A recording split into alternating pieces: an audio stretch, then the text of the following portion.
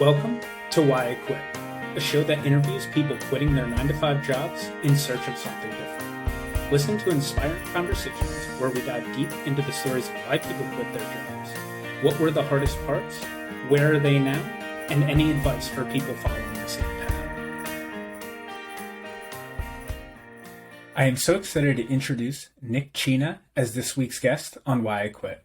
Learn how he worked a full-time job while starting a photo booth business on the side for 2 years. Listen how Nic was able to scale the company with his business partner Patrick, and how they recently reached their milestone of 10 years in business together. Get inspired listening to how COVID crushed their events business, but they were able to quickly pivot to not only stay afloat, but position themselves to continue growing the business moving forward. Hey Nic, thanks so much for joining us today. Hey Dave, yeah, thanks for having me. Appreciate it. Yeah, I want to go back and learn a little bit about what was your original plan when you were in school and kind of heading into your first job after college. So I went to Wake Forest University and I graduated from there in 2006 with an art degree. My focus there was photography originally, and then I moved into some design and sculpture type stuff while I was there. And I wasn't 100% sure what I was going to do with that. I mean, my goal at that point was like, get a good education, get on the other side of it, and figure it out. And so I got out of there in 2006. So I moved back to Baltimore without a real plan and just figured I would start interviewing for jobs and see if I could find something in my skill set. And actually, believe it or not, I went on one single interview with an engineering firm here. They were looking for designers. I sat down in the interview, and about 10 minutes into it, I realized, like, oh shit, I don't want to do this. Like, I don't want to go into this corporate world. And I wasn't really sure what I wanted to do, so I just thought, like, one foot in front of the next, and I'll figure it out as I go. But it's funny, I think from the time I was a little kid, I always knew that I wanted to start my own company. I always knew I wanted to work for myself. I come from a long line of entrepreneurs. My grandfather was an Italian immigrant. He moved to Baltimore and started an electrical contracting firm in the 70s.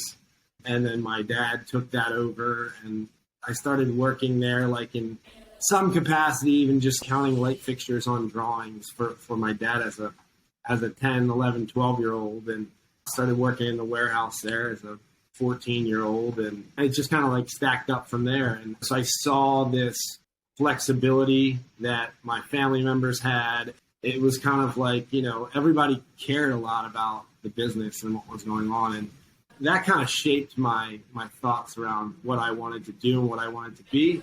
But I also kind of had this bit of rebellious side that I didn't want to take over the family business. I wanted to do the damn thing myself. From there, you know, as you start that first job, what is your day-to-day like? And it sounds like from the interview that, you know, you weren't that passionate about it to begin with. So how long did you last there? After the interview, I just called the guy and I said, like, I'm not interested. And so I called my dad and I was like, Dad, it's just not something I'm into. I don't know how the conversation exactly went, but it was something along the lines of, I want to work for myself. And he was like, yeah, but you got to figure out, you're an adult now. You got to figure out how to make money. And so we kind of came to an agreement that I would go to work for him. My friends gave me a hard time because I was like, I'm not going into the family business. I'm not going into the family business. When I went to work for him, in the back of my head, it was kind of like, all right, I'm going to learn the ropes. I'm going to learn a little bit of this, a little bit of that. It was commercial electrical contracting. So I started as like an assistant to the estimators and the project managers, and I kind of was the gopher for all the things that needed to be done outside of the realm of anyone else's job. I was the default IT guy because I was like 23 and knew how the internet worked. And so I did that all along, kind of knowing that I wanted to defect and do my own thing. And always had idea books. I was always coming up with schemes and plans and other ways to make money, side hustles and that type of thing.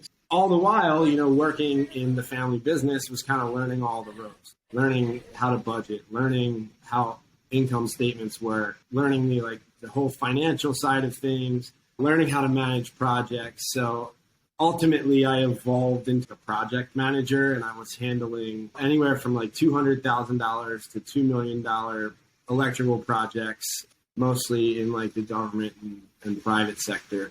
And that's what I was doing from 2007, I guess, to about 2012. I did try to quit once and do my own thing, and was like delivering pizzas on the side. And then I ran out of money and I had to go back and put my tail between my legs. As you are, trying these different things, did you have a specific moment when you were like, okay, I have the opportunity to quit, or did you have a plan that you needed to make X amount of money to be able to go off and do your own thing? So I didn't have any kids yet. It was my early 20s, and I knew that like if I could figure out something that like I was passionate about, something that worked, and find the right business partner, that I felt like I could make it happen. And I think I was pushing really hard to like find ideas. And then it was the moment when we started Pixilated where that idea almost fell into my lap and started a little bit more organically. It wasn't as forced as some of the things I had tried before. So just getting into, how that came about, just for, I guess, everybody listening, Pixilated started out as a photo booth rental company in Baltimore, Maryland. My first experience with a photo booth was in October 2011 in Chicago. One of my best buddies got married, and they had a photo booth there, and I had never seen one. I had a background in photography and in sculpture, so like it all kind of, it clicked for me. This thing went crazy. Like people were drinking, having a good time, and using props and just taking pictures, and it was an all digital experience, and it was open air. It wasn't like a box you went inside.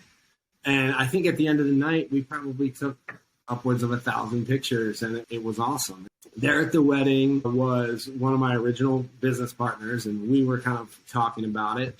When I came home, I went back to work the following Monday. My buddy called me, and he's like, hey, remember that photo booth thing? Is that something you'd want to pursue? I think we could do that.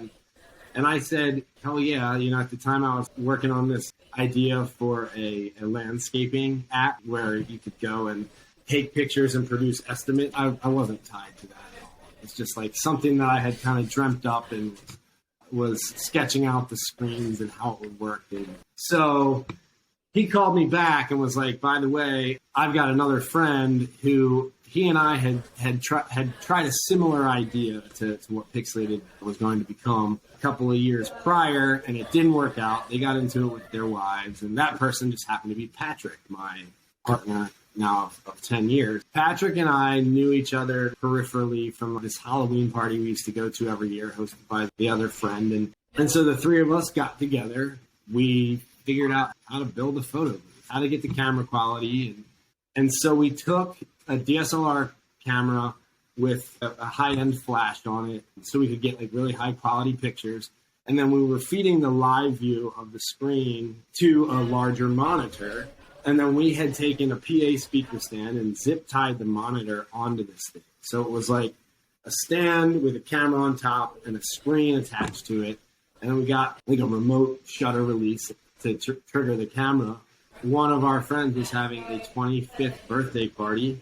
So we took this thing there. We probably took 2,000 pictures, and people went nuts. And all they could do literally was like see themselves on the screen moving around. And I think the mirror, it was like flipped, so they were all backwards. And they could see themselves on the screen. They would take the picture, and then it would give them the immediate preview, like it would on the back of the camera. And there was no software involved.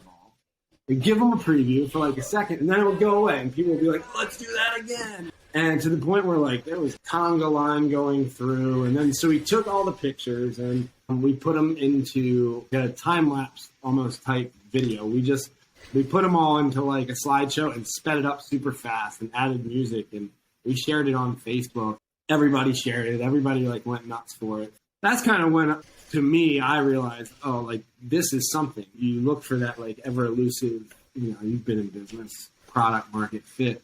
And this was something that people clearly liked. And there wasn't a big market for photo booth companies yet. The competition was not really out there. There were a couple of like franchises that were trying to do it, but there was no one that could do like high quality pictures and At this point, I'm still working my day job, but the idea was there. It was starting to like bake a little bit. The three of us were kind of like we were hyped up about it, and so from there, we just decided to like, go to work during the day and then have calls and meet at night and continue to evolve. My wife's cousin was like, he was still in college at Micah, so we had him working on the website for us and doing some stuff during the day while we were at work, and we were paying him minimum wage or something near that.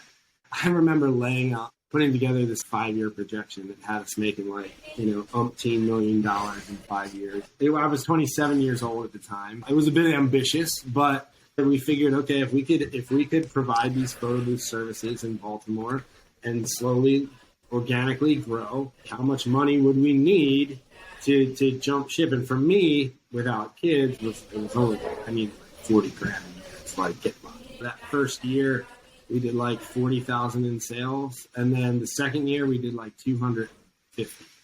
It was somewhere in there that it was like, okay, we're making enough money to pay one of us. I was the first to jump ship and quit my job. Either late 2012 or early 2013. The timeline escapes me at this point. Had you validated enough that people believed in what you were doing, or were people a little bit skeptical at that time? So I don't really recall what my mom thought about it. She just believed that whatever I did, I would make it. My dad, I was working for him, and I think he kind of knew that I was always looking for my thing, and so he was supportive of it. And I remember even he would tell me when I was heavy-handed in both the side hustle of Pixilated and still working full-time, he came into my office and like shut the door and was like, nobody else can find out about this, but if you get all your stuff done, like as long as you're performing, you can use that extra time you have to work on your business. But like, I can't have you falling behind. And there was kind of like a wink agreement. Like, he was supportive. My sister had entrepreneurial mindsets as well, and he's been supportive of all of us chasing that. My younger sister, she makes her life as an artist in New York City. My older sister has tried food trucks and other things. We've always kind of been supported in that way because that's how he made his life, and his father before that. And I don't know if it's built into our DNA, but like it's definitely accepted. We're risk takers.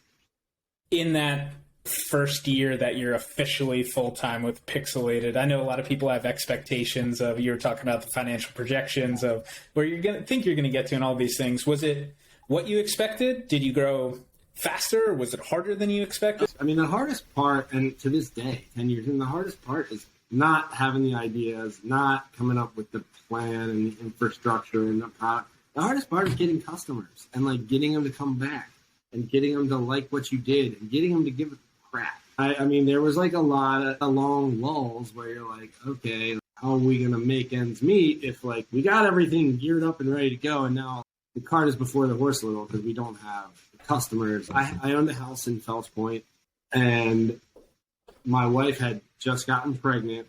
We sold the house, and it was at that time where like I had bought the house as a foreclosure. 3 years later, the price had jumped a ton. So I think I sold that house and put like, I don't know, 60, 70 grand in the bank, and was like, okay, this can support us like for a whole year. So Pixilated doesn't work out. I got a year runway of like not getting paid, and my wife was working at the time in sales, making half decent money. So she was always super, super supportive of me. It was like one of those things. I knew there was a cliff, but that's kind of like what lights the fire under. If you can see the end of the runway, you're more likely to take off. The longer the runway, the more comfortable you get. So we had a plan for me to quit, and then a few months after for Pat to quit, a few months after for our third partner to quit. But he was in a spot where he already owned his own company doing something else. That company was super busy, and so we ended up in the long run buying him out of the deal. And there was some growing pains there. When your partnership kind of gets blown up a little bit, it's all worked out in the end, and we're friends still. And we quadrupled from year 1 to year 2. We grew like 60% in year 3, 60% again in year 4, and slowly but surely started building the company up. And I think even 10 years in, we're still like when is this thing going to go? I think we're in a much more comfortable position than we were looking back. I mean, I remember at one point having like $8,000 total in the bank with 4 people to pay. Every single dollar was like spoken for. And you just keep pulling things out of your ass.